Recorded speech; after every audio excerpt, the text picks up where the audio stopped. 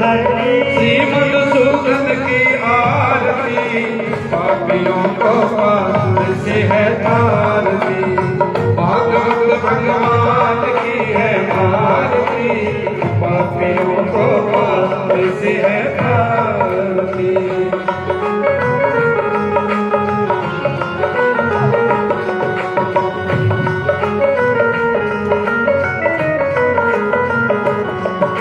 मधुर बोल जगपंथ खोल, सतमार्ग बताने वाला, बिगड़ी तो बनाने वाला।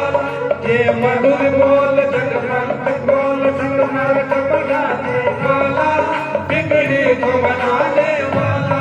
श्री राम यही घनश्याम यही, राम यही घनश्याम, यह प्रभु महिमा की आरती, पापियों को पार से है भागवत भगवान की है आरती, पापियों को पाप से है आरती। श्री भागवत भगवान की है आरती, पापियों को पाप से है आरती।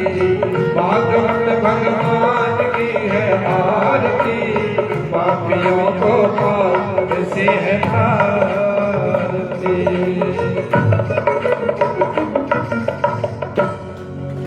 बोले भागवत भगवान की जय हो, बोले साम्राज्य सरकार की जय हो। तो सभी अपने अपने स्थान पे बैठ जाइए।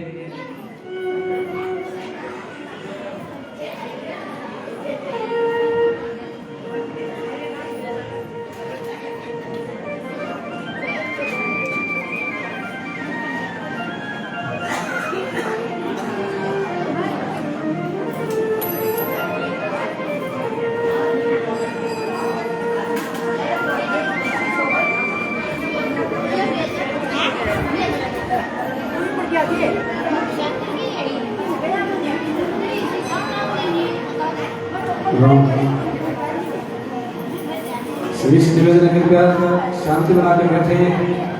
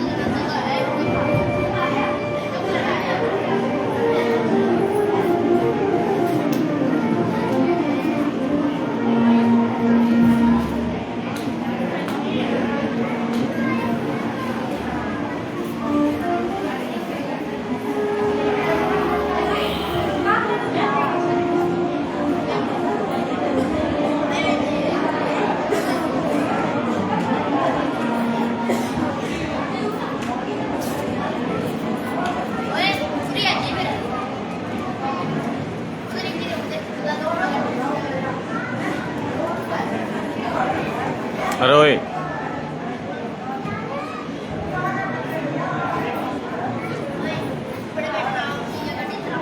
देखिए गाड़ी चलानी है, बाहर जाके चुप आराम हो बैठ जाओ।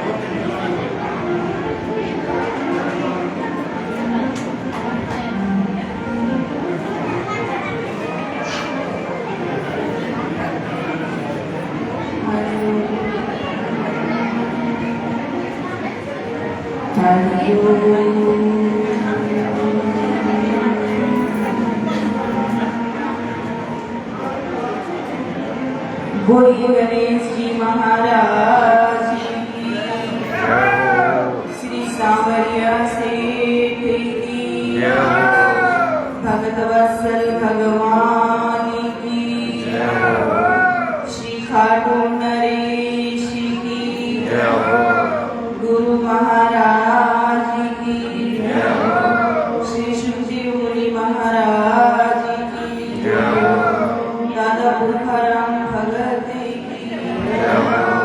गुरु गोरखनाथ जी महाराज की, गौ माता की, श्रीमद् भागवत महापुराण की,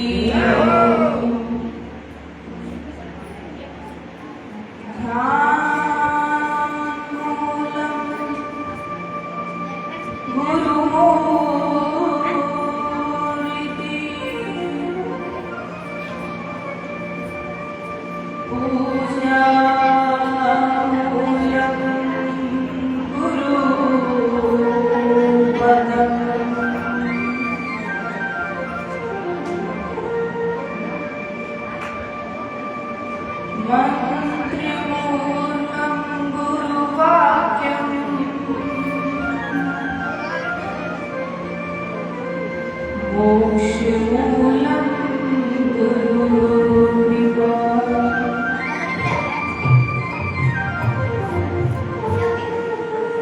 होठ जीव्या हिले नहीं, बिना जपा जप हो।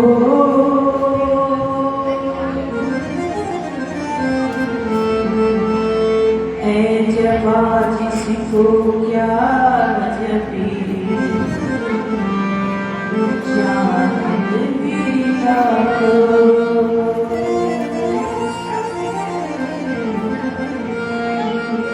मैं मेरा निज आप हूँ, तत्व मसीह निर्भय।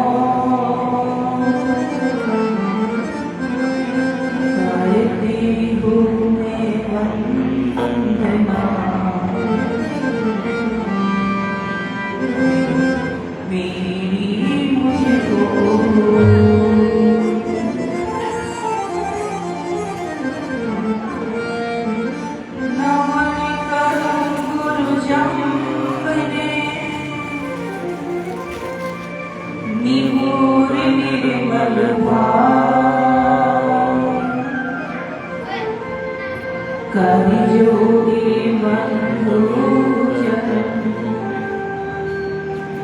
शीश निभाए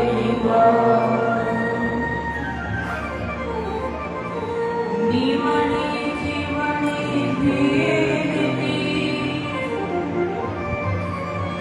सब सु आदर भाव, कहती सो ही बनो, जी में घना स्वभाव। आम फले नीचे गिरे, एरंड ऊंचो जाए, डूंगर सुगर की पार कहती सो समझा। सरस्वती माँ भगवती, मैं धरूं तिहारो ध्यान, चार चीज वही दीजिए, कंठ ताल सुर ज्ञान, सच्चिदानंद गुरुपाय, विश्वोत्पत्त्यादि हेतवे, बिना बगीचे की गद्दी पर बैठा क्या कोई बात नहीं पीछे थे वो से पुरखा भगत की है मैं आप जब इसका करेंगे गद्दी का ये बाद में बताऊंगा मैं बस करना सुना है समझ श्री कृष्णाय वयं प्रथम गुरुजी को वंदे नमः द्वितीयादि गणेश तृतीय शिवरूपस्तारिका मेरे कर्म करो कर बोली गणेश जी महाराज की जय हो अपने अपने गुरु महाराज की जय हो श्री कृष्ण कन्हैया लाल की जय हो दादा तुकाराम भगत की जय हो गौ माता की जय हो सत्य सनातन धर्म की जय हो भगत वत्सल भगवान की जय हो आइए 2 मिनट हरि नाम संकीर्तन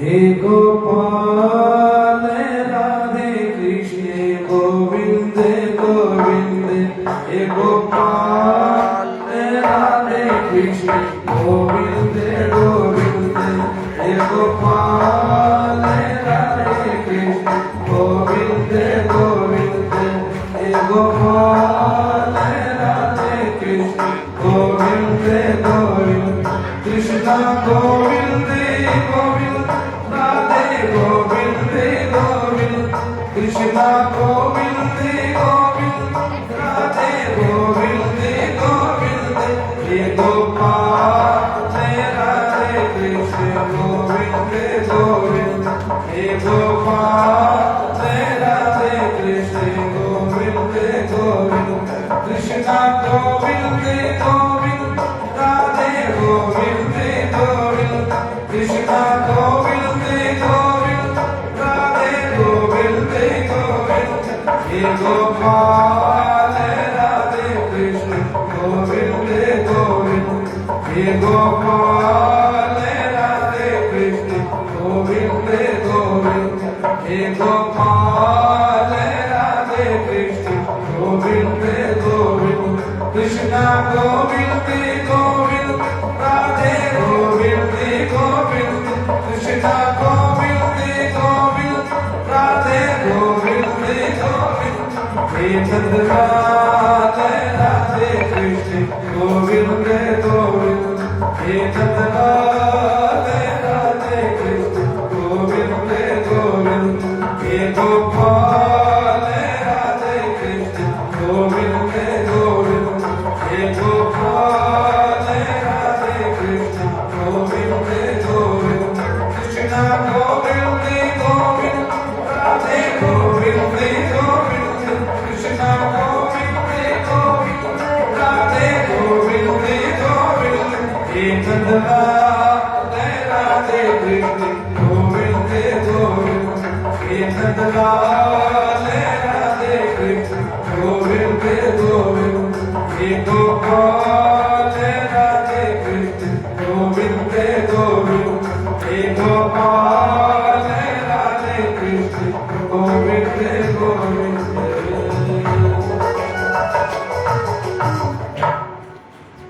बोली श्री कृष्ण कन्हैया लाल की जय हो मंच पर विराजमान पंडित जी महाराज संगीत मंडली भाई साहब साउंड वाले भाई साहब और मेरे समक्ष विराजमान पवित्र में मेरी मातृशक्ति मेरी माता मेरी बहनों और आदरणीय पिता तुल्य बुजुर्ग छोटे बड़े भाइयों एवं महाराज श्री आप सभी के हृदय में विराजमान ज्योति स्वरूप इस परमात्मा को मेरा दोनों हाथ जोड़कर वंदन, दोनों हाथ जोड़कर प्रणाम स्वीकार कीजिएगा। बोलिए जय श्री राधे, जय श्री राधे, जय श्री राधे, जय श्री राधे, जय गौ माता, जय गौ माता। हरि हरि। आइए कथा में प्रवेश करते हैं और आज द्वितीय दिवस की कथा है और कल से अधिक संख्या में आप सभी आए हैं, तो आप सभी को बार बार अभिनंदन, बार बार स्वागत और इसी के साथ हेलो, कल बता जी, राम राम। संख्या में आइए। बोलिए श्री कृष्ण कन्हैया ठीक है लाल भाई, की। ठीक है, बताओ। एक बार तालियां आप उनके लिए बजा दीजिए।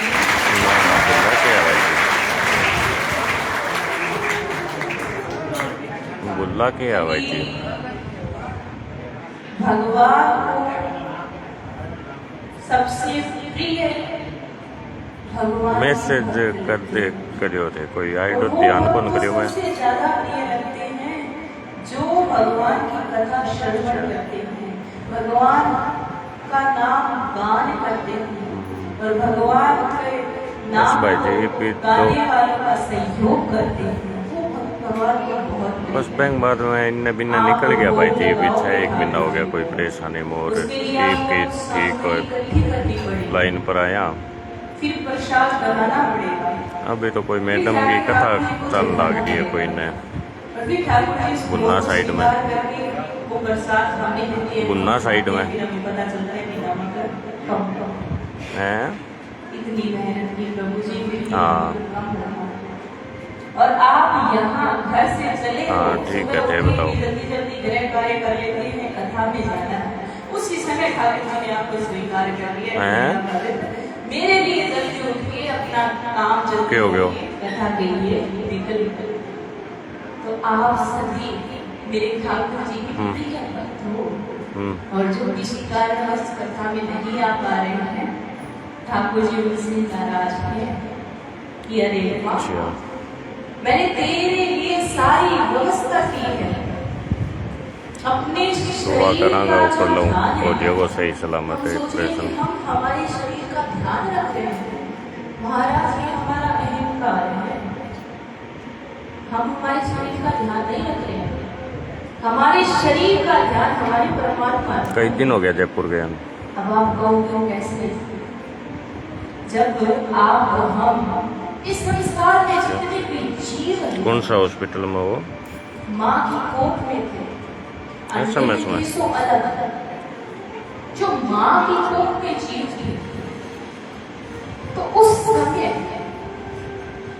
हमारी रक्षा किसने अच्छा। की? ऊपर वाले चलो हो जाओ भाई जी, चिंता ना करो थे सही समय सलामत। आया है गर्भ में भगवान ने जीव को भेजा, लेकिन डॉक्टर बस की को नहीं कथा सी है मैडम की एक तो एक प्राणियों के जीव को तो डॉक्टर चेकअप करते थे। भागवत हाँ भागवत और रामबाणी करे लेकिन मैडम। जानवरों के जो गर्भ में उनके बच्चों को पेट में कोई सेल नहीं, तो उनकी रक्षा कौन कर? वो 2 दिन और रुक जो थे आ कथा विश्राम होन जो थे उन तैर में कर दिया था। बालक हो, उस बालक हाँ का मैं समझ गया तो हॉस्पिटल में हुई हूँ ज़्यादा और के परेशान हो उसका। के आसपास 2 दिन और रुको थे। तब जाके पता चलता है कि 2 दिन के बाद कैसा मैं थाने फोन ही कौन लेकिन करना प्रभु ने पड़ा। जब गर्भ में वो बालक दिया था, तब से प्रभु उस बालक की निगरानी रखे हैं। एक दिन भी अपसेट नहीं है जरूर प्रभु। जरूर और उस बालक में यदि कोई कमी हो, डॉक्टर बता देता है कि बच्चे में क्या कमी है, तो उस कमी को डॉक्टर ठीक नहीं कर सकता। कोई एक आधा रेयर चांस से थोड़ी बहुत सुधार हो जाए, लेकिन मेरे परमात्मा ऐसे हैं कि जो उस गर्भ में बालक की 9 के 9 महीने रक्षा करते हैं, कोई कमी आने नहीं देते।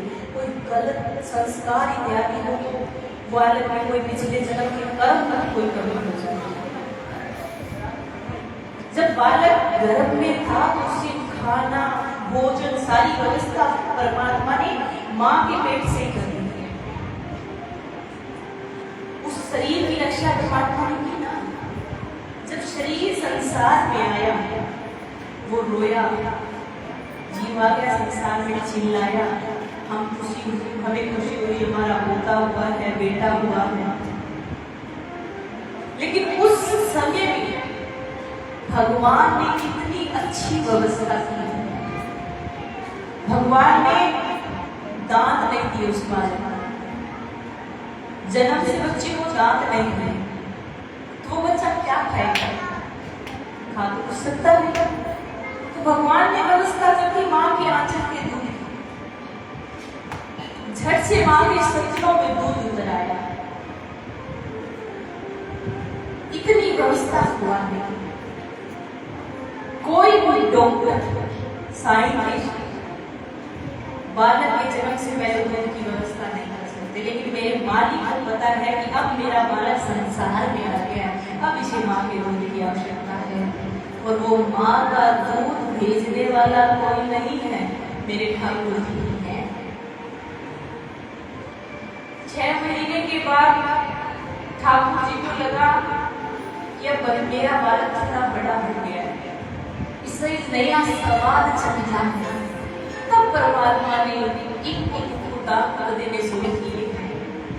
12 महीने बाद 4-5 दांत दिए और धीरे धीरे करके सारा मुख दांतों से भर गया है कि अब मेरा बालक खाने हो गया। और वो बालक क्या करता है? नरम वस्तुएं, कोई केला, कोई फल, दलिया इत्यादि नरम भोजन खाएगा। और भगवान को पता लगा, भगवान को लगा कि हाँ, अब बालक अपने आप खा सकता है, पी सकता है। अब बालक को माँ के दूध की आवश्यकता नहीं है। तब प्रभु जी ने माँ के दूध का कनेक्शन कट कर दिया। अब वो बालक 5-6 साल 8 साल तक का हो गया। अब उस बालक का और मन करा कुछ अलग खाने का। तब प्रभु जी को लगता है कि अभी हम दूध के दांतों से काम नहीं चलेगा। तब प्रभु जी धीरे धीरे एक दांत बालक लेते हैं और एक देते हैं कि अब मजबूत दांत चाहिए, इसे मजबूत भोजन ग्रहण करना है। तो युवा अवस्था में अच्छे दांत हैं, अच्छे से भोजन करो, शरीर अच्छा है, खूब फिट रहो। और जैसे बुढ़ापा की ओर अग्रसर होते हैं, भगवान हमारे शरीर का इतना ध्यान रख रहे हैं कि एक दांत वापिस ले रहे हैं कि वापिस मुखमंडल साफ कर दूं, ताकि ये अनाज समाप्त ना खाए, इसके शरीर पर कोई असर ना हो, वरना गैस, तेजाब, महाराज डायबिटीज, पता नहीं क्या क्या। इसलिए भगवान ने अपने दांत वापिस ले लिए कि अब ये नरम भोजन खाएगा, फल आहार करेगा, फल खाएगा, जिससे ये बीमार नहीं होगा। और हम कहते हैं कि शरीर की रक्षा हम करते हैं, नहीं महाराज, हम अपनी इच्छा से तो एक गिलास जल भी नहीं ले सकते, यदि प्रभु की इच्छा ना हो तो जल भी नहीं ले सकते। हम सुनते हैं कि वो तो रात की सुत्या सुते ही रह गए, तो प्रभु की इच्छा से बगैर कुछ नहीं करते। तो आप सब तो प्रभु को बहुत प्रिय हो, जो प्रभु ने आपको अपनी कथा सुनने के लिए बुलाया है। ऐसे हमारे प्रभु हैं, ऐसे हमारे परमात्मा है जो हर व्यवस्था हमारे लिए करते हैं। बोलिए श्री कृष्ण कन्हैया लाल की। तो अब कल कौन कौन सी कथाएं हुई थी याद है? तो बुद्धि क्या हुआ?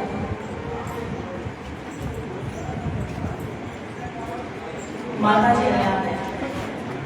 भी याद है, बताओ जल्दी जल्दी, फिर आगे चलते हैं। कल भागवत जी के महत्व को जाना, भगवान का रूप क्या है वो जाना। उसके बाद सुखदेव महाराज की कथा को सुना, इस प्रकार सुखदेव जी का अवतार हुआ। भक्ति, ज्ञान, वैराग्य का कथा आप सबने सुना, और रसखान जी का चरित्र आपने सुना, तुलसी की माला का महत्व आपने जाना। बच्चों चुप हो जाओ, वरना आप सबको हम अपने साथ ले जाएंगे। सभी बच्चे चुप हो जाओ, वरना अब भाई जी गाड़ी ला रहे हैं, हम सबको बैठाएंगे अपने साथ। जाना है क्या हमारे साथ? अरे बढ़िया हलवा खाने को मुझे मिलेगा।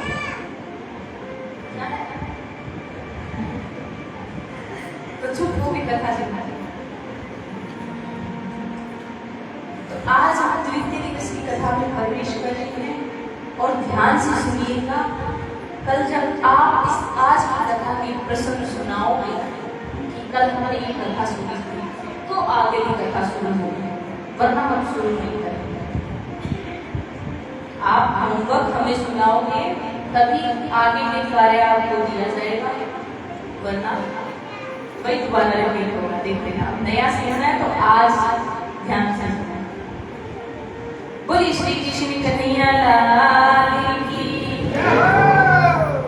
सोनकादि ऋषियों ने पूछा कि पहली बार भागवत कथा किसने किससे कही?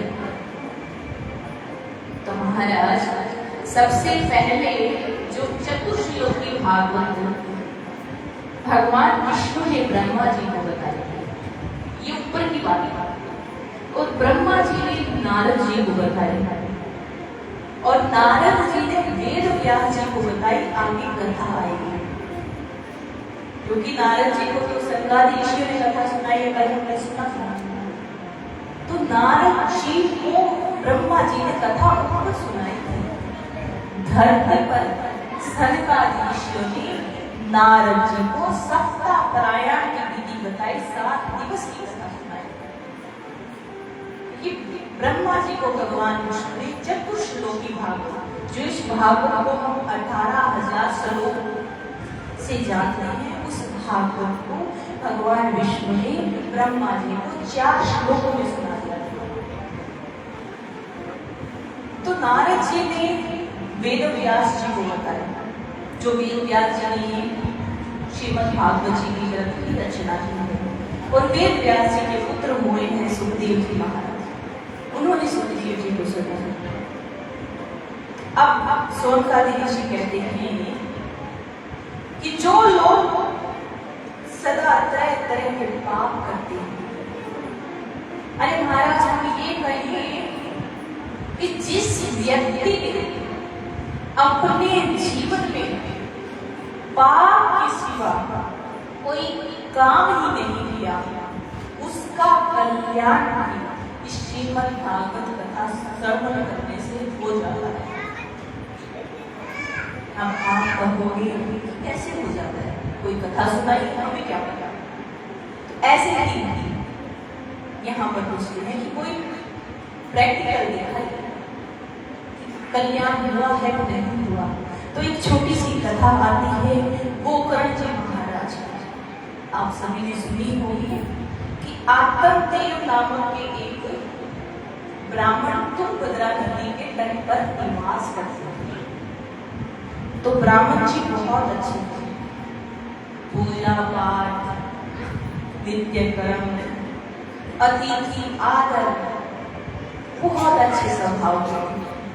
और उनका भाव ये था कि उनके घर पर कोई अतिथि भोजन करे तो तभी तक भोजन करते थे।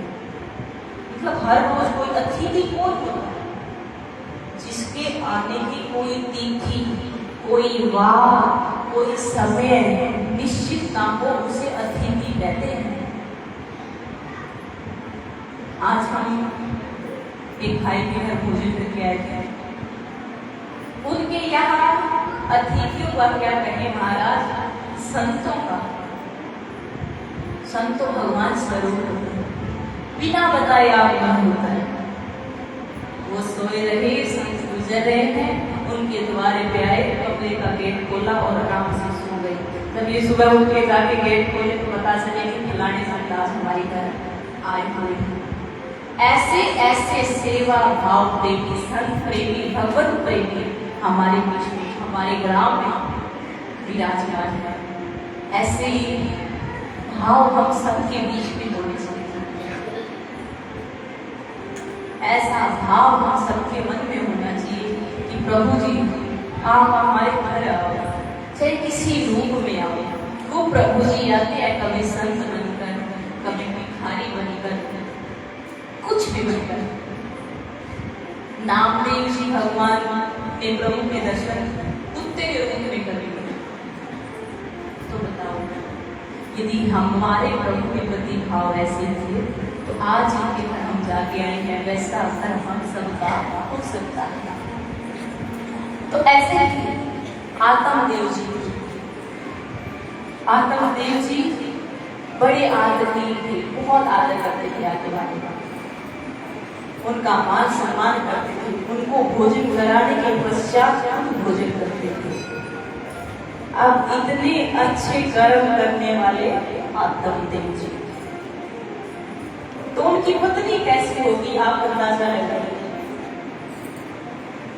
अब जायज सी बात है, अगर पति अच्छे कर्म करने वाला है तो पत्नी भी अच्छे कर्म करने वाली होगी, लेकिन महाराज यहाँ विपरीत था। आत्मदेव जी अच्छे कर्म करने वाले, भाई माधव आराम से बैठो, शोर मत करो, हमारा ध्यान भटकता है, लेकिन हम कथा कह नहीं पाते। तो आत्मदेव जी की पत्नी झगड़ालू, अपनी भाषा में कहते हैं तब जगी, और महाराज उसको तो भोजन तब बचता, तब ग्रहण करती वो जब एक आधे घंटे वो जूत रोजवा के आ जाती, झगड़ा करा के आ जाती। ऐसी पत्नी थी आत्मदेव जी। और आत्मदेव जी बड़े बड़े कवि, और फिर भी आत्मदेव जी को प्रभु से कोई शिकायत नहीं थी।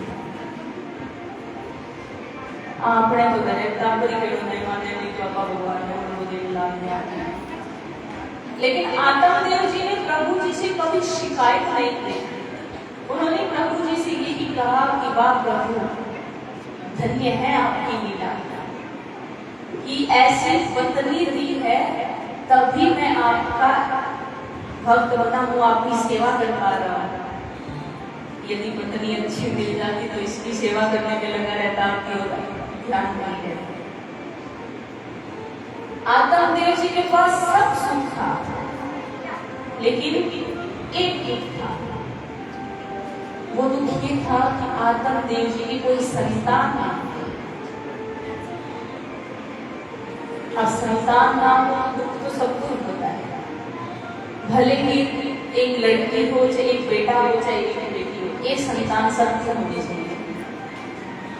आत्मदेव जी इस दुख से परेशान होकर अपने घर पर एक गौ माता ले आते हैं, और दुर्भाग्य उनका ऐसा कि गौ माता की भी कोई संतान नहीं हुई, गौ माता भी पांच ही निकली।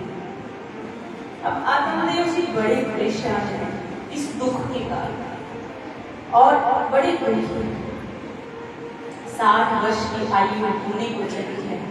परेशान होकर आत्मदेव जी जंगल की ओर चले जाते हैं मरने के लिए। एक वृक्ष के नीचे बैठकर खूब जोर से रो रही हैं कि हे प्रभु, ये क्या किया आपने मेरे साथ? सब कुछ दे दिया, यदि एक बेटा और दे दिया होता तो मौत अच्छे से आ जाती, अरे कम से कम मेरा कोई पिंडदान तो कर देता। ऐसे चिल्ला चिल्ला कर रो रही थे अपने दुख पे। तो एक संत जा रहे हैं, संत ने कहा कि बाबा क्यों रो रहे हो, बच्ची क्यों रो रही हो? वो कहते हैं कि प्रभु जी मुझे बचा दो। बोले क्या हुआ? बोले मैं मरने जा रहा हूँ। बोले पागल हो, बड़े भाग से ये मानो स्तन पाया और इस स्तन को आप ऐसे ही गवा रहे हैं। बोले प्रभु जी तो मैं मरूं नहीं तो क्या करूं? बोले तुझे दुख क्या है? मुझे संतान का दुख है, मेरी संतान नहीं है। तो संत ने कहा कि जिनके संतान है वो सब सुखी है क्या? संतान आरा बिगड़ाई तो दुखी पे क्या होगा? क्योंकि अच्छा कर्म नहीं करे तुम्हारी संतान माँ बाप ने दुख तो भगवान महाराज जी ने कहा कि संतान वाले भी दुखी हैं। ये जो संसार है ये दुखालय है, सुखालय। अब पुस्तक आलय क्या होता है? जिसमें पुस्तक मिलती है। भोजनालय होता है जिसमें भोजन मिलता है। अब भोजनालय में आप जाकर कहो कि पुस्तक दे दो, किताब दे दो, तो वो आपको दे देगा? नहीं मिलेगी महाराज। और पुस्तकालय में जाकर आप कहो मैं बड़ी जोर से भूख लगी है, गरम गरम समोसे खिला दो, तो वो आपको खिला देगा?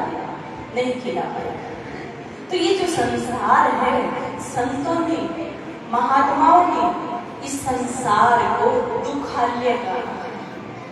सुखालय तो हमारे प्रभु है।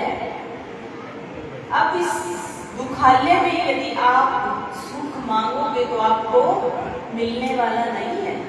ओए तो संत कहते हैं कि ये तो दुखालय है।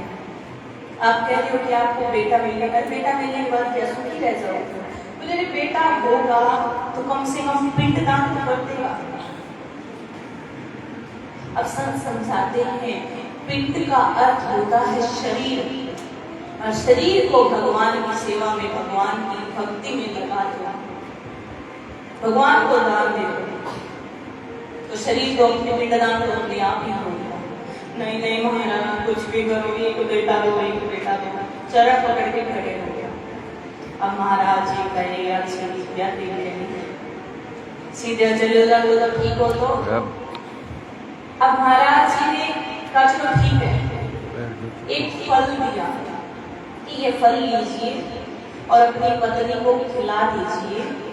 ये फल खाने के बाद भगवान ने चाहा तो आपके घर संतान होगी, और संतान ऐसी होगी जो बहुत तेजस्वी होगी, बहुत गुणवान होगी, भगवान के भक्त कहाएगी आपकी संतान। और कह दिया कि भगवान ने चाहा तो, इसलिए मेरी माता, भाई बंधुओं, जितना हो सके संतों का सानिध्य ग्रहण कीजिएगा।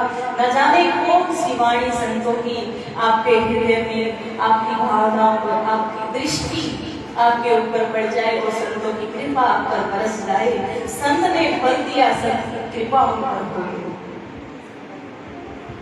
ऐसे यदि हमारे जीवन में संत की कृपा हो जाए तो घर को स्वर्ग बनते समय नहीं लगता।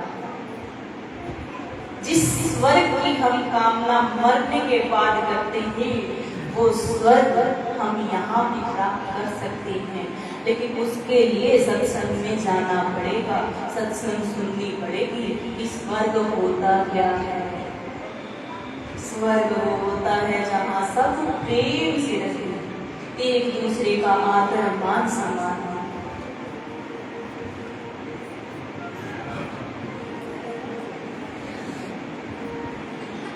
संतों का संग, संतों का सानिध्य यदि आपको प्राप्त हो गया, आपको ये आपका सौभाग्य है कि आपके गांव में संत निवास करते हैं।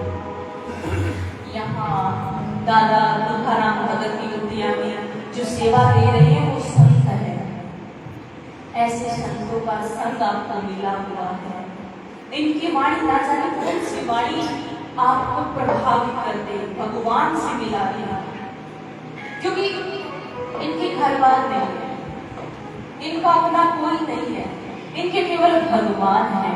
और ना जाने किस भक्त की सेवा से प्रभावित होकर के पहले विकास तो हमारा कल्याण हो जाएगा। सुनिएगा ये भजन, बोलिए संत महात्माओं की। संतन के संग लाग रे तेरी अच्छी बनेगी, संतन के संग लाग रे तेरी अच्छी बनेगी, संतन के संग लाग रे तेरी अच्छी बनेगी, अच्छी बनेगी तेरी किस्मत जगेगी, अच्छी बनेगी तेरी किस्मत जगेगी, जाग सके तो जाग रे तेरी अच्छी बनेगी, संतन के संग लाग रे तेरी अच्छी बनेगी संतन के संग लागरे तेरी अच्छी बनेगी।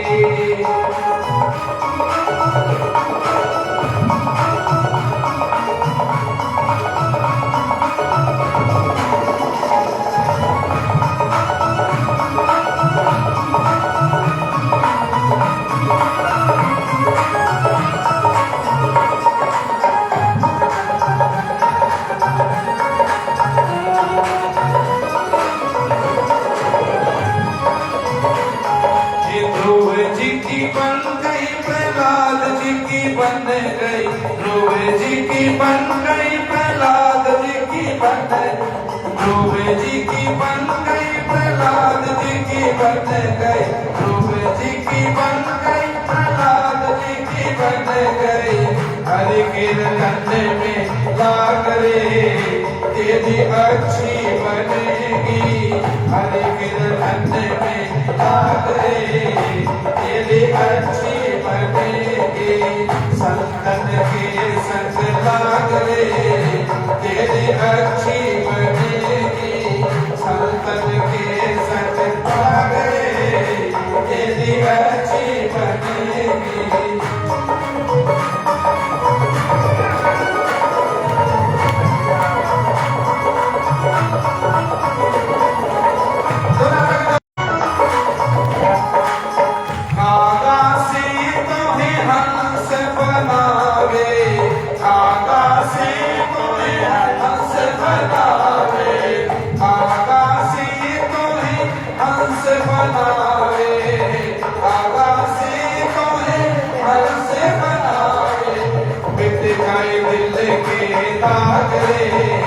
तेरी अच्छी बनेगी, मिट जाए दिल के दाग रे तेरी अच्छी बनेगी। संतन के संग लाग रे तेरी अच्छी बनेगी, अच्छी बनेगी तेरी किस्मत जगेगी, अच्छी बनेगी तेरी किस्मत जगेगी। जाग सके तो जाग रे तेरी अच्छी बनेगी, संतन के संग लाग रे तेरी अच्छी बनेगी,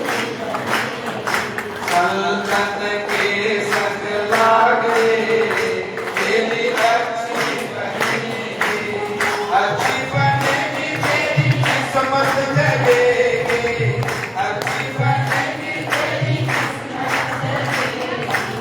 जाग सके तो जाग रे तेरी अच्छी बनेगी, जाग सके तो जाग रे तेरी अच्छी बनेगी। जागे के गई तो पूरी कर नींद पूरी कर लाग रही है।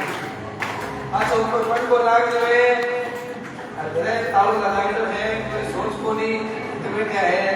जाग सके तो जाग रे जगे के आदि कोई नींद पूरी कर दे घूमते घूमते।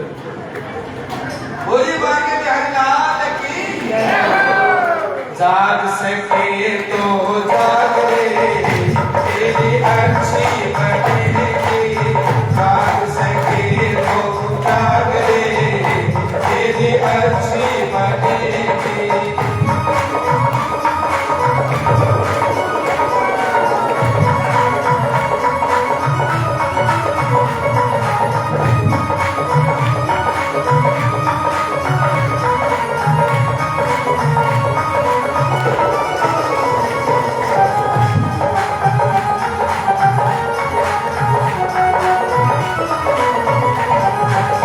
संतन की संग भक्ति बढ़ेगी, संतन की संग भक्ति बढ़ेगी, संतन की संग भक्ति बढ़ेगी, संतन की संग भक्ति बढ़ेगी।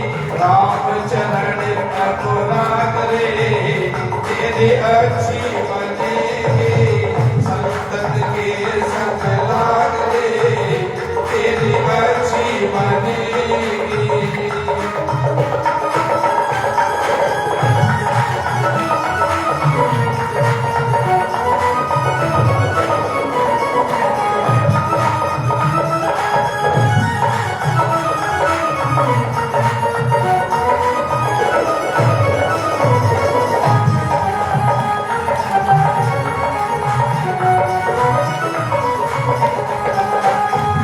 कबीर सुनो भाई साधो, कहत कबीर सुनो भाई साधो, कहत कबीर सुनो भाई साधो, कहत कबीर सुनो भाई साधो, यो ही तेरो बड़ो भाग रे,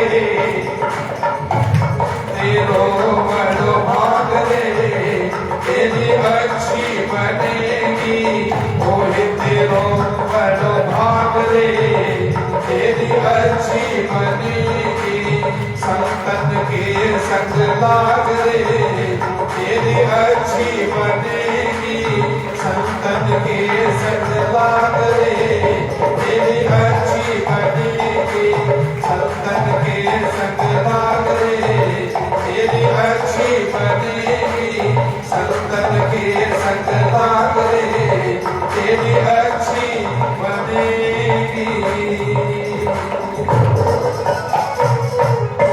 बोलिए वाली महलाल की जय हो, बोलिए सामने सरकार की जय हो। देखो जी, एक छोटा सा निवेदन है, एक तो वो एक पद करवा दो। देखो कथा चला जब बारी उनका माता बहना कई हम तो 11 बजे थे, कई 15 मिनट बाद में, कई 10 मिनट बाद में, यहाँ सारे के 4 बजे तक आता रहेगा। और बारी तो लोग माले प्रसाद चलावे फिर कथा वो ध्यान भटकती, मुझको एक तो मार रहा है मुझे पात्र, फिर मैं प्रसाद बार की बार खा दो, अरे लास्ट में आते आके बांट दिया, तो बारी एक अगर 3 दवे, एक अगर 3 दवे, तो भाव बड़ा हो गया। कोई एक माता बहनों निवेदन आज काबला की छुट्टी या तो वाला कार्य जाए कोना और जाओ तो की व्यवस्था थी आप क्या को इतना कोई रोवे कोई क्या मेरे सही बोल बढ़िया महल बना रखा है, बढ़िया सब काम चलना बहुत बढ़िया है, पर कथा सुननी बहुत है, इस कहानियों कथा सुननी आओ कि निवेदन बोलिए वहां के महल की जय हो।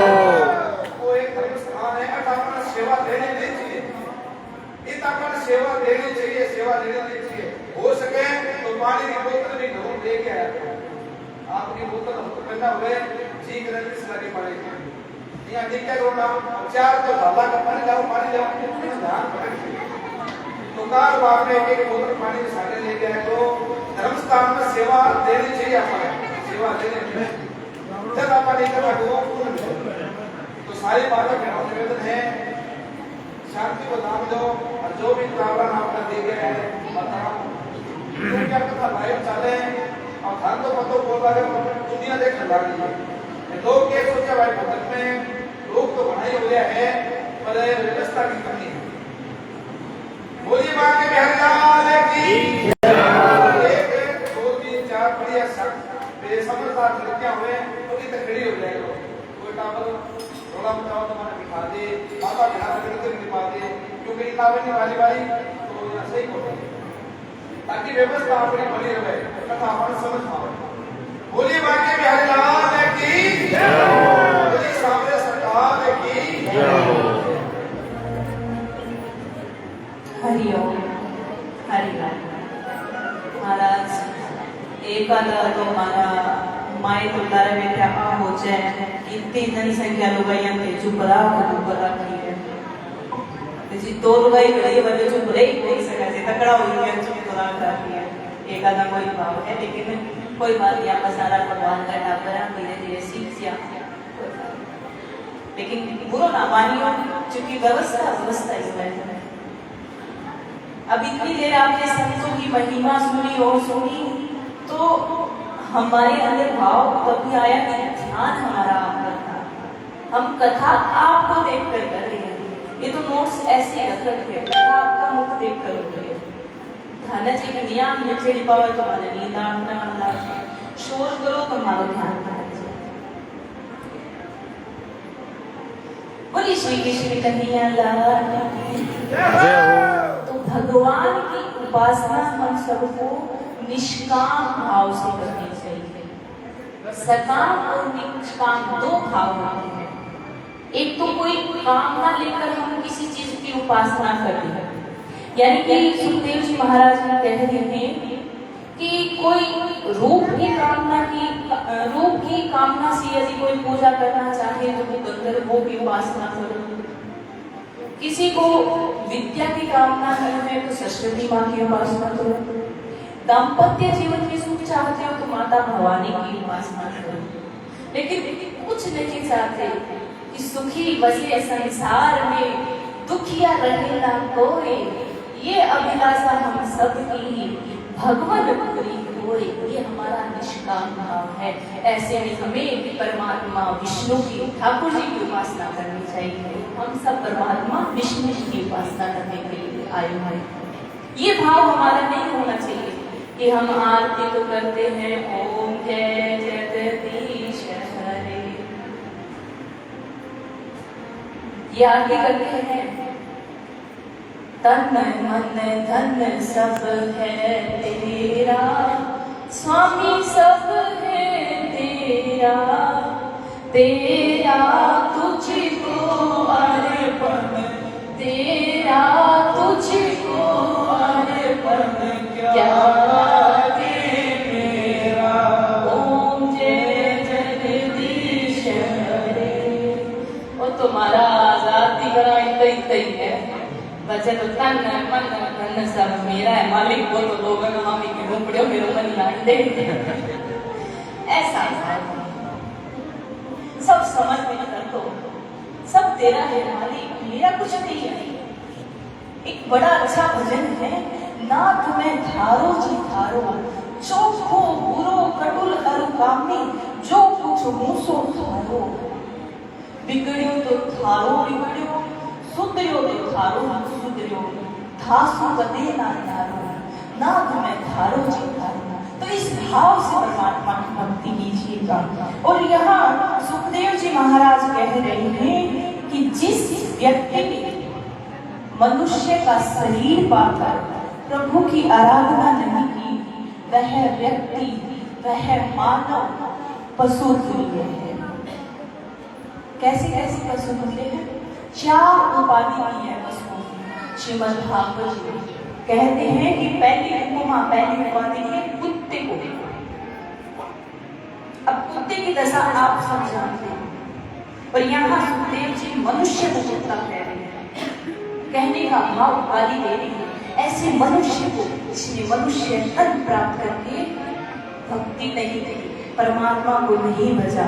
कि जो कुत्ता होता है वो संसार के रस में जमा रहता है, और छोटो दूसरों को दियो देखा नहीं वो कि न देख लाची कौन है, कले करे आपस में झगड़े है तो एक दूसरा से वो आपकी भाषा गाई है। तो ऐसे मनुष्य को उपाधि सुखदेव जी महाराज ने कुत्ते की दी है, ग्राम सिंह की दी। कहने का भाव, कथा में आओगी तो आपको बोलने का भी ज्ञान होगा। अब आप कोई कहे कुत्तियों को तो अपन बहुत ही हिसाब है, फिर पाड़िया मैंने आ गया। लेकिन वे की जगह अभी कथा में सुनियो कि वे जो ग्राम सिंह अहो थे तो ग्राम सिंह को वो सोचिया सिंह को तो शेर है, लेकिन शास्त्र ग्राम सिंह को कुत्तो। तो बोले को भाई आओ आओ अपन कोई सुनावे कि आओ जी ग्राम सिंह जी थे आओ, तो आप वहाँ काम ही चली क्यों शाम लेला जी को गणापन तो शेर हुआ है, पर ठाकुर शास्त्र में नाम का अर्थ अलग है। तो ऐसे मनुष्य ना बनो, कुत्ते की भांति मनुष्य ना बनो। दूसरी उपाधि पिट महाराज की है, यानी कि ग्रामीण सूअर की। मनुष्य जन्म पाकर जो व्यक्ति, जिस व्यक्ति का लक्ष्य ही उल्टा सीधा जहां से जो दिल हड़प रही, ना जाने कितना बड़ा पेट हो गया है, जिसकी तृष्णा कभी शांत ना हो, तृष्णा बढ़ती ही बढ़ती जा रही है, ऐसा व्यक्ति गांव के सूअर के बराबर है महाराज। और फिर क्योंकि सूअर को पता नहीं होता कि क्या उचित है क्या अनुचित है, वो बस गंदगी में वो मारता रहता है, जो मिला उठा लिया, जो मिला उठा लिया। जो पहले के अपने बुजुर्ग थे ना, वो दूषित धन से डरते थे, बेईमानी का पैसा नहीं कमाते थे, क्योंकि बेईमानी के पैसे से बुद्धि खराब हो जाती है, फिर संतान दूषित हो जाती है। तो हमें भैया ऐसा नहीं करना चाहिए। तो पहले तो जो धन था उससे भी लोग मिल बांट कर खाते थे। अब हम इतने लोगों का धन हड़प कर खाते हैं, तो अब उनके लोग ग्रामीण सूरत की भांति हो गए हैं। वो लोग जो सत्संग में नहीं आते, भगवान की उपासना नहीं करते, भगवान को नहीं भजते। और तीसरी उपमा उपाधि सुखदेव जी महाराज कह रहे हैं कि ऊंट की दी है। मनुष्य होकर ऊंट जैसा जीवन कि थोड़ा सा पद मिला, धन मिला, वैभव मिला, विद्या मिली तो महाराज अहंकार से मुंह फुला लिया, ऐसे फड़क के चलते हैं। मतलब किसी का बेटा कामयाब हो गया तो माँ बाबा गर्व सीनो ऊंचो अच्छी बात है, अहंकार ऊंचो ना करियो। मेरा चरण दानिया है क्या ये तेरा गैया ऐसा भाव लाइए। ऐसे व्यक्ति को यदि ऊंट वस्तु मिलता है तो वो ऊंट समझ जाता है मेरा व्यवसाय है। तो ऐसा भाव कभी मत रखना। संत पुरुषों को प्रणाम करने में ऐसे व्यक्ति को शर्म आती है कि मेरे पास धन है, दौलत है, अच्छा सुखी जीवन है, अकड़ आ जाती है, अहंकार आ जाता है। ऐसा व्यक्ति ऊंट के समान है। और चौथा गधे के समान। गधा कौन? जो जीवन पर्याप्त अपनी गृहस्थी का बोझा ढोने में लगे हुए हैं।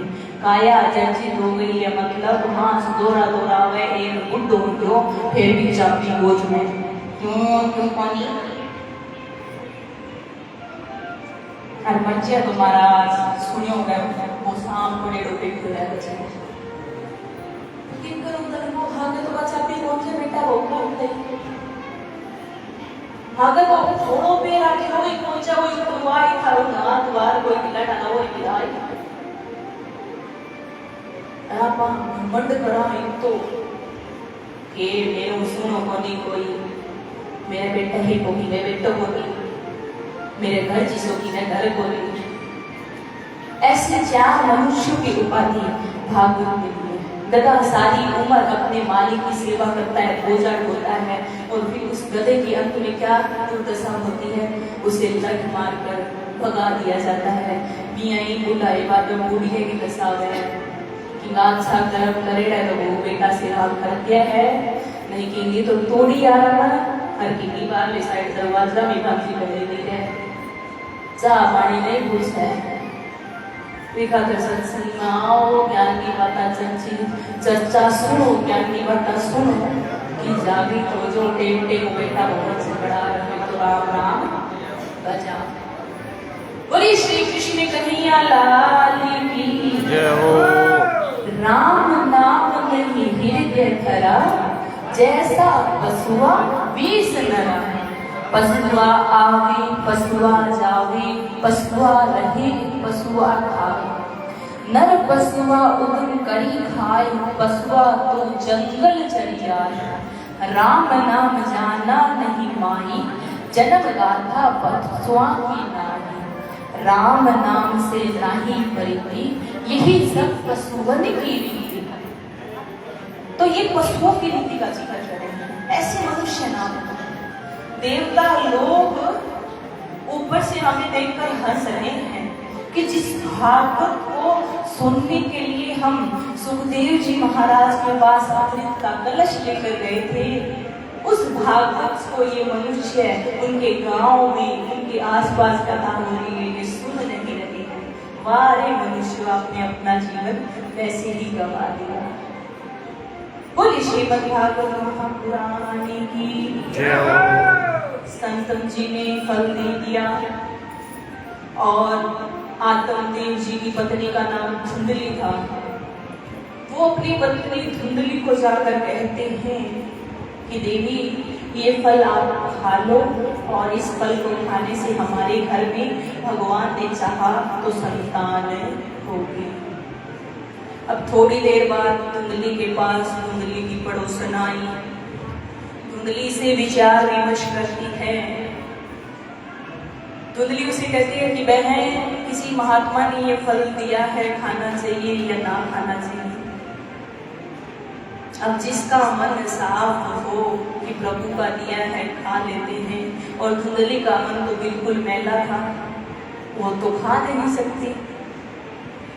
दूसरे दिन धुंधली की बहन आती है, बहन से विचार विमर्श करती है, बहन से कहती है कि यदि मैंने फल खा लिया, गर्भवती हो गई, तो खान पान का परहेज रखना पड़ेगा, ज्यादा ठंडा नहीं खा सकती, गर्म नहीं खा सकती, और खाऊंगी तो पचेगा नहीं, और पचेगा नहीं तो झगड़ा कैसे करूंगी, पचेगा नहीं तो उंगली बुंगली मुकर करोगे। अजय महाराज भूकंप आए क्यों, छात पड़ गई उंगली बच्चों, जे जोर की आंटी आएगी तो मेरे को बाची छे बोली हो, बालक पेट में आई हालत है। अब धुंधली 100 प्रकार की टेंशन है, तो भाभी की बहन का भाई तू मौज क्या नहीं करे, तेरे को नमकीशा की कमी कोनी, मेरे को टावरा की कमी कोनी, मैं ये बिना उधर उनकी बिना रोका कर लेनी, मैं बदला धन देते तो कहीं फल को फल गाने गिरते पर नाय बदल के गाना गिर गया। तो ऐसे दोनों बहनों ने विचार कर लिया, फल गौ माता को खिला दिया जाता है, और धुंधली नाटक लिखती है कि मैं गर्भवती हूँ, मुझे ये पीड़ा हो रही है, ये है, लेकिन मेरी एक शर्त है आत्मा जी, मैं अपने बालक को जन्म अपनी बहन के घर दूंगी। अब आत्मदेव जी को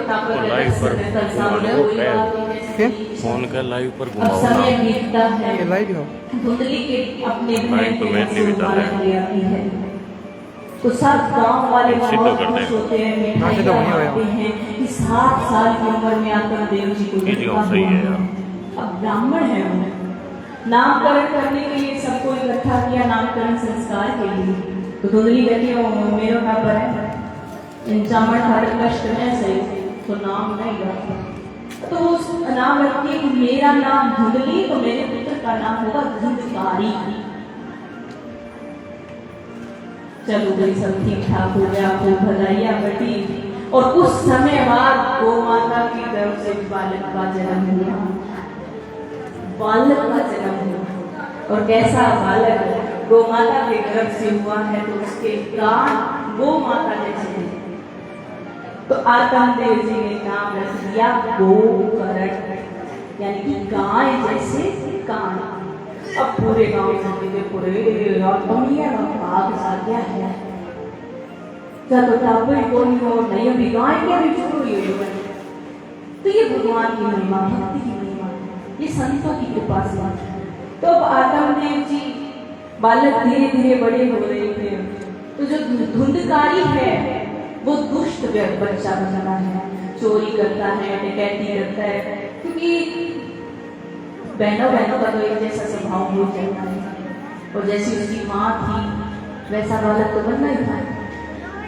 और इधर गोकर्ण जी बड़े आत्मज्ञानी चित पुरुष बने, तो कुछ समय बाद धुंधकारी बड़ा होकर पैसे मांगने लगा, चोरियां करने लगा, शराब पीने लगा, नशा करने लगा, गलत स्त्रियों का संग करने लगा। इन सब से परेशान होकर आत्मदेव जी जंगल में फिर चले गए रोने के लिए।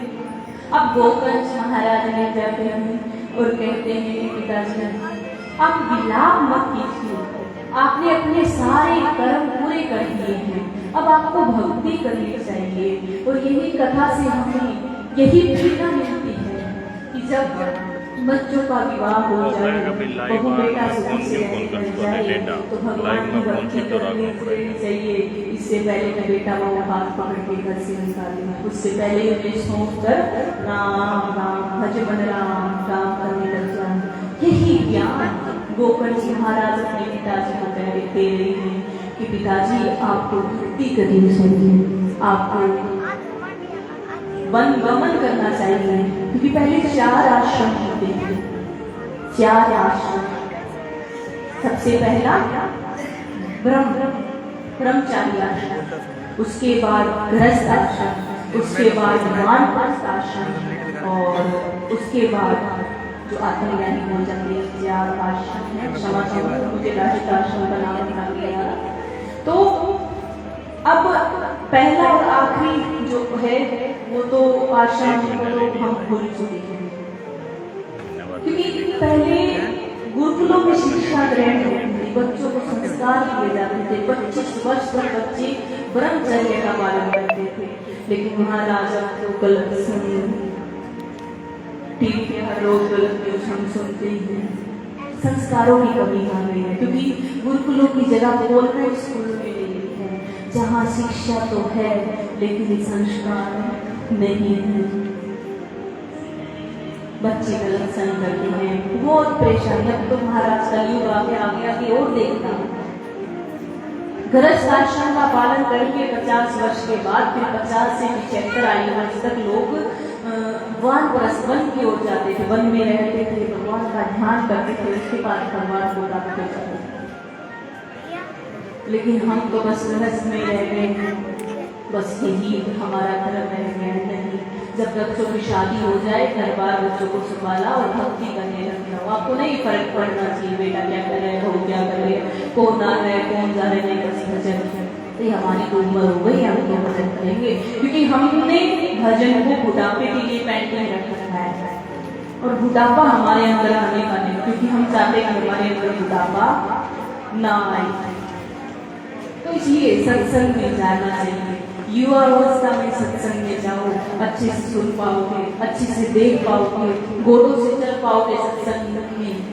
बुढ़ापा में भाई गोटा को बैठ कर जावा कथा धन्यवाद तो चलिए जी को जब चलने की उम्र ही दया होनी। अब उम्र निकलेगी जिनका करो जीवन जावे तो भगवान यहाँ दे लिया करो, लेके नहीं हाथ दे लिया करो। अरे हाथ सोच के नहीं चली जाए तो भगवान ऊपर पड़े माँ आज सारे बेटा की छुट्टी करा लिया, आगे चलना बेटो 2 घंटा रात ही अपन छोड़ लिया अब बेटा को भी फर्ज पड़े कि कितने कथा होवे, कितने कीर्तन होवे, कोई गांव को निकल है उमा वो स्कूल लोग सारा माँ बाप में परिवार के साथ जानो चाहिए, संस्कार पड़े। तो गोकर्ण जी महाराज ने कह दिया कि पिताजी अब आप वन की ओर जाइए, भजन कीजिए, भक्ति कीजिए, अब आप घर से मोह त्याग कीजिए। तो आत्मदेव चले जाते हैं और गोकर्ण जी महाराज तो वैसे थे, अपने ब्रह्मचर्य आश्रम का धर्म का पालन कर रहे थे। तो कुछ समय बाद गोकर्ण अपनी माता धुलकारी को पीटता है कि मैया मुझे धन दे, बाबा तुझे धन दे की गई होगी। बच्चे कहते हैं पापा तो पीछा दे गए, मामा ने रुपया दे, पापा तो दे कौन। बच्चे को जरूरत हो तो वो माँ से मांगते हैं, बाप से कम मांगते हैं। मैं पापा ने कही हो तो वही धुंधकारी कह रहा है कि पापा तो घर छोड़ के गए हैं, तेरे को तिजोरी से भरा के गए हैं, पैसे दे दिए, वो सारा सामान बेच देता है, माँ कहाँ से पैसे देती। तो माँ को कुएं में पड़कर मरना पड़ा। माँ के व्यवहार में यदि माँ अच्छा आचरण करती तो ये संस्कार उस बालक में नहीं आते। अब माँ चली गई, माँ पधार गई, पिता चल गई। गोकर्ण जी तो जा ही रहे हैं तीर्थ यात्रा पर। अब वो गलत स्त्रियों को अपने घर पे रखने लगा, खूब मदिरा पान करता और एक दिन राजा के यहाँ डकैत चोरी करके ले आया। क्योंकि भी घर में स्त्री रहेगी तो सारी व्यवस्था भी करनी पड़ेगी, खाने की, पीने की, पेशों इत्यादि जो भी। अब स्त्रियों ने देखा कि इतना धन ये कहाँ से लाया है, राजा के घर से लाया है, तो वही चोर का हो दिन वे साहूकार का दिया है। इसलिए सोचो कि एक ना एक दिन राजा बदला, राजा की मान और धन आपका उपयोग कर तो ये कहा गया तो आपा ही पज तो क्यों नहीं टेम फैलता है। तो एक रात को गोकर्ण जी को खूब मदिरा पान पिलाया जाता है, वो चलने की हालत में नहीं है। फिर उसका गला मोड़कर उसे मारने का प्रयत्न किया जाता है। तो महाराज इतना अच्छा काम करे रामचंद्र होरी तो दुख इतनी का घंटा को संला के तुम्हारा जोर हुआ को पड़े हो। अब इसलिए सोचो कि गाँव का उठ जाए बढ़िया क्या भाई को जगह चूल्हे में आग जमी रही बढ़िया कोयला ले मेरा बाबा टेक दिया हो गई जो ही गरम गरम कोयला दहता कोयला भी गरम पहुंचा वो तो वही स्वाद।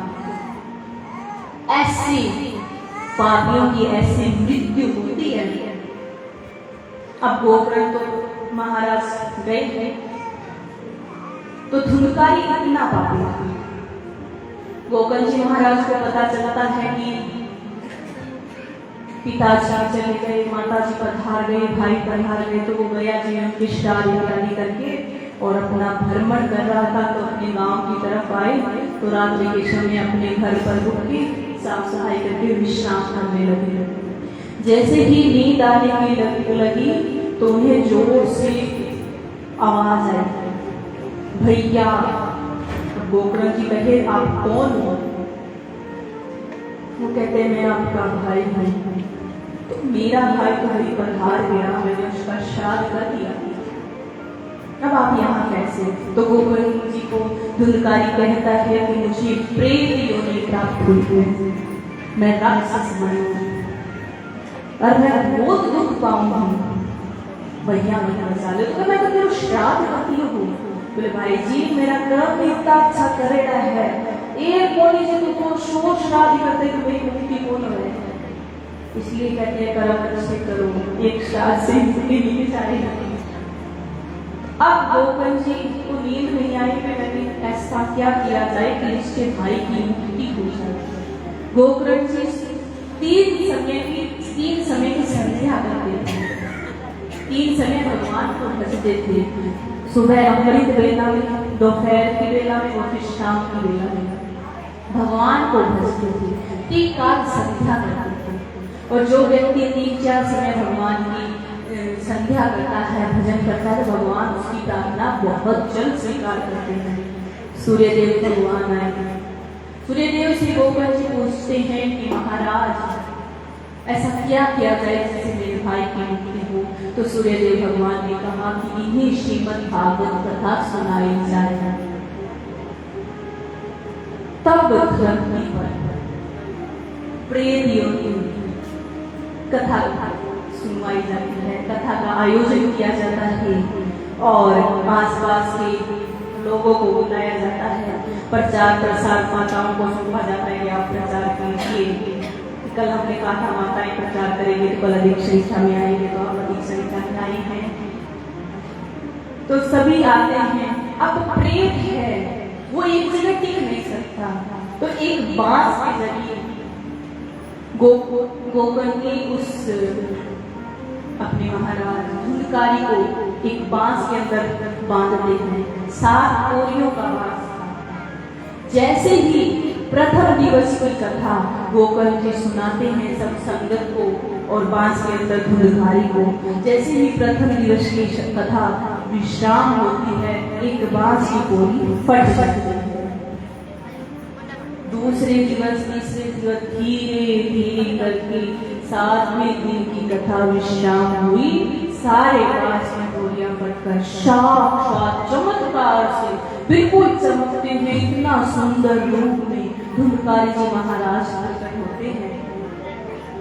इतने सुंदर युवा बने और उनका प्रकट होना हुआ उधर से भगवान विष्णु का विमान भगवान के पास धुंधकारी को अपने साथ ले जाने आया। इतने बड़े पापी को कथा सुनने के बाद भगवान का वाहन भगवान के पास लेने आए।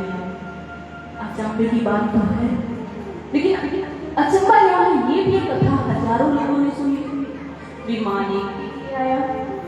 अब आप सब लोग अपना घर का काम छोड़ के आए हो और महाराज जी काम बढ़ रहे हो, तो कुल्लर आदमी एसी आदमी उठ रहा है और नींद छोड़ रहे हो आपकी। अभी ठाकुर जी की एक न दर्शन देती है और मैं दे तो धर्म बाकी रह गए क्यों मैं आया बनिया कोई खोटी ना हाथ में नींद पूरी करा वही भगत उठा, यही भावना। तो वहां भी सभी ने कहा कथा तो हमने भी सुनी, स्वयं गोकर्ण जी महाराज कहते हैं कथा कही मैंने भाव से।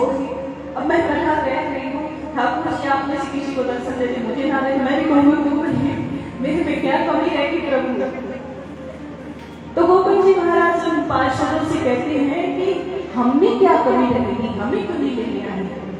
तब कहते हैं कि आपने कथा कही आपने कथा सुनी, आप कहे कर चले गए, आप सुनकर चले गए, लेकिन ये गोकर जो ये हितकारी नहीं रहा, क्योंकि उसे बांधा गया था। अब भोजन वाले से कौन लेगा, वो भूखा रहा। अब कथा दिन में सुनता, रात को उसका चिंतन करता, क्यों ये कर्म करना चाहिए, हार के करया, अच्छे कर्म करने चाहिए थे, बुरे किए।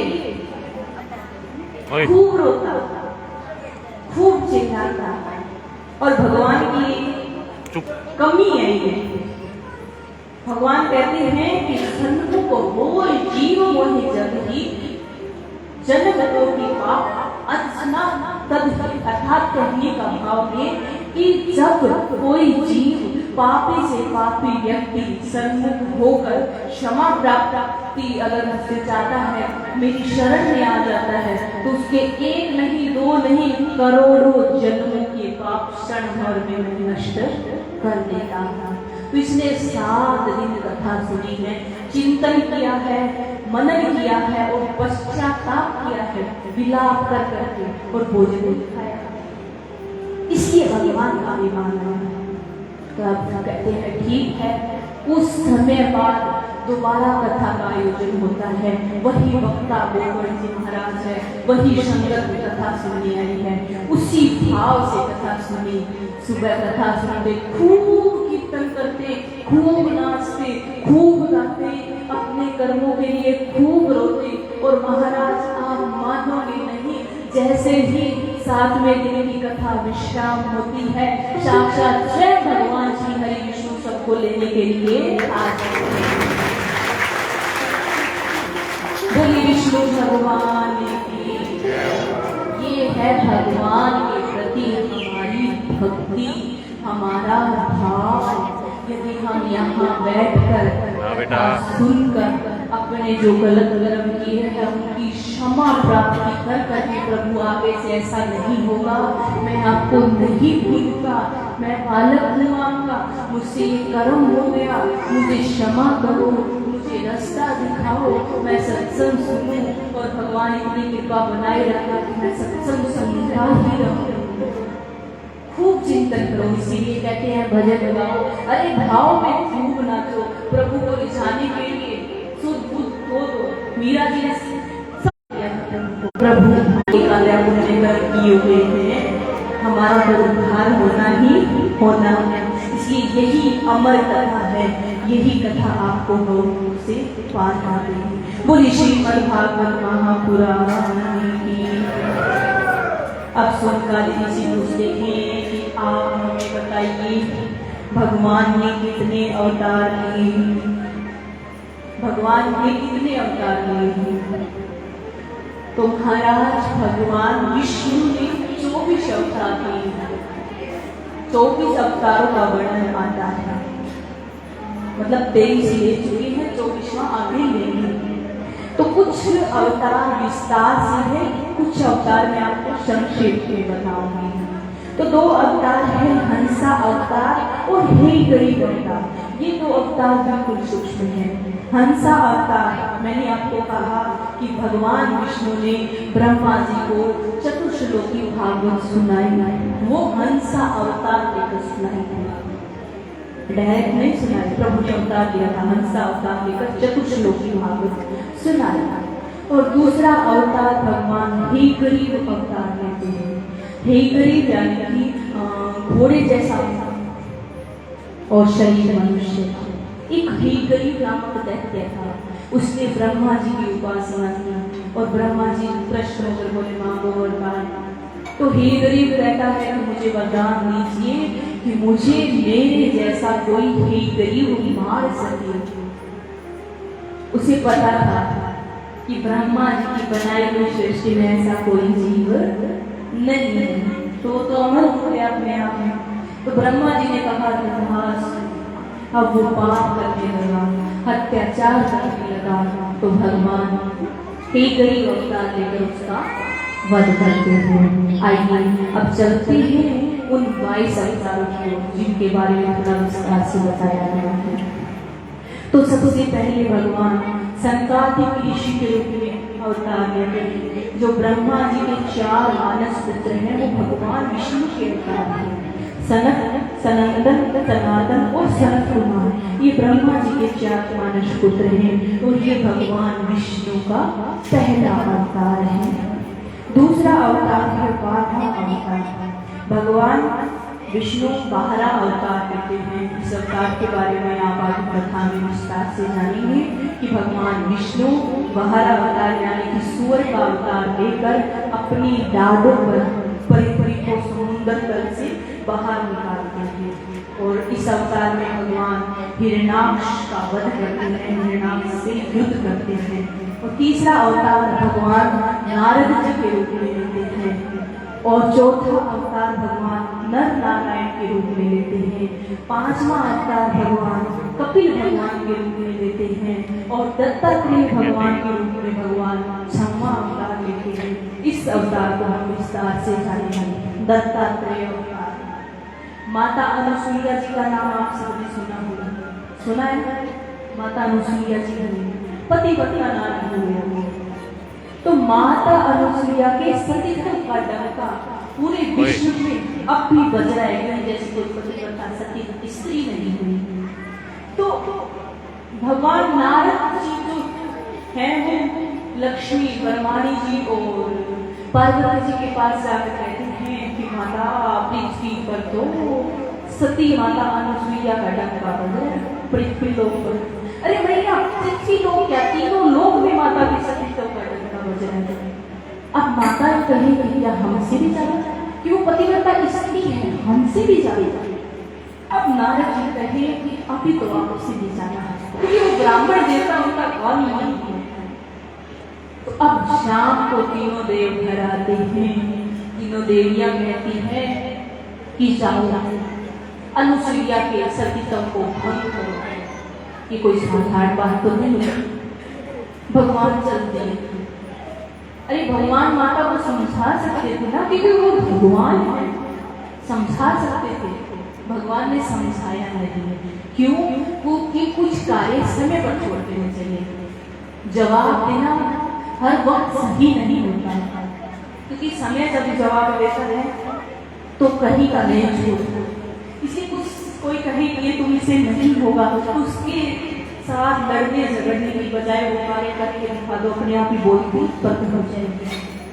तो भगवान तीनों भगवान साधु का भेष बनाकर अनुसुईया माता के द्वार पर जाते हैं, अलग जगाते हैं। शाम गई माई, अब मैया फल लेकर निकलती है। आओ महाराज आप इस पात्र से भिक्षा लीजिए, फल लीजिए।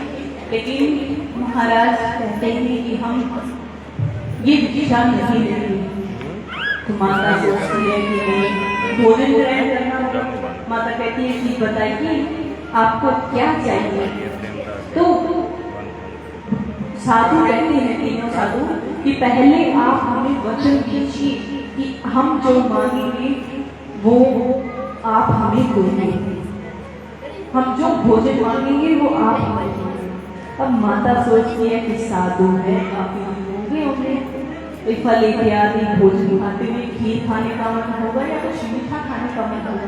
चलो माता कहती है कि वचन दिया, आप जो भोजन मांगोगे मैं आपको वही दूंगी, आप जिस प्रकार भोजन मांगोगे मैं आपको उसी प्रकार दूंगा।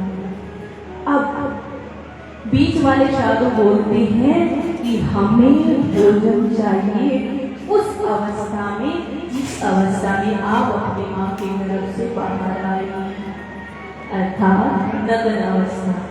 अब महाराज माता अनुसुईया जी को क्रोध शर्म आती है, तुम जानते नहीं हो मैं कौन हूँ? मैं ऋषि अत्रि की पत्नी हूँ, मैं पतिव्रता स्त्री हूँ। मेरी सतीत्व के बारे में तुमने अभी तक नहीं जाना। अरे मैं ब्राह्मण तो तुम्हें भस्म कर देती हूँ, भस्म कर सकती हूँ। आप पहले वाले ब्राह्मण बोलते हैं, साधु बोलते हैं कि माता आपने वचन दिया, आप वचन का पालन करने के बाद हमें श्राप दो या हम पर दया करो या हमें माफ करो। ये आपकी दया पर निर्भर करता है, ये आपके भाव पर निर्भर करता है। अब बताइए, इतना सुनते ही माता को लगा कि ये कोई साधारण साधु नहीं है, कि जिनको मेरे श्राप से डर नहीं लगा, और मैंने श्राप का कहा तो इन्होंने गया तो उसमें बदल दिया। माता कहती है आइए, उनको अंदर लेके जाती है, बैठाती है, बैठाकर अंदर से जल का पात्र लोटा लेकर आती है और जल को अपने हाथ में लेकर माता भगवान विष्णु का ध्यान करती है कि हे भगवान विष्णु, यदि मैंने सच्चे मन से अपने पतिव्रत धर्म का पालन किया है तो ये जल का छींटा छिड़कते ही ये तीनों साधु बालक बन जाएंगे। तो महाराज जैसे ही माता जल का छींटा लगाती है तो तीनों देव छोटे छोटे बालक बन जाते हैं। बोले श्री कृष्ण कन्हैया लाल की। ये है हमारी भारत की नारियों का अस्तित्व। यदि हमारी भारत की नारियां अपने आप में पवित्र रहे, अपने वर्ग पर अडिग रहे, वो भगवान को बालक बना सकती है और भगवान को अपने हर अवतार में ला सकती है। लेकिन गलती कमी हमारी ये रह गई है कि हम अपने आप को भूल गई है। हम ही काली है, हम ही दुर्गा है, हम ही अन्नपूर्णा है, अरे हम ही ब्रह्माणी है, हम सब देवतियां हैं, हम सरस्वती हैं। लेकिन महाराज आपणम तो काम क्रोध लोभ मोह अहंकार तो एक सारी देवियां नीचे बिठा रखी है के नहीं तो कुछ नहीं,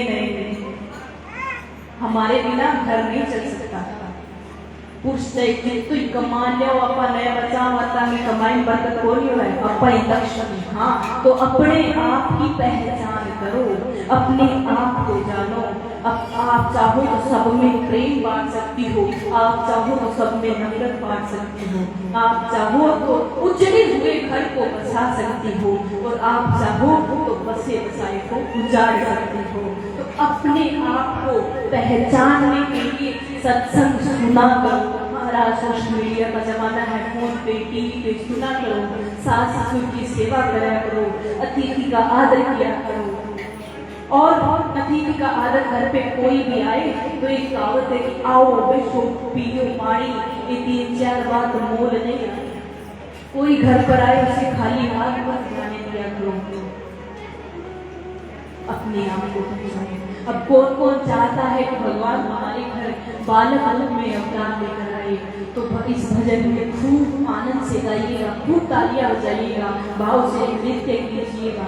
इस प्रकार माता अनुसुईया जैसे वो बालक बने, माता अनुसुईया ने अपने वचन का पालन किया, अपने स्तनों का दूध उन्हें पिलाया और अपने वचन का पालन किया। अब माता उन बच्चों के साथ खेल रही है। आइए भाव से हम भी ब्रह्मा विष्णु महेश के साथ बालक रूप में खेलें। बोले श्री कृष्ण कन्हैया लाल।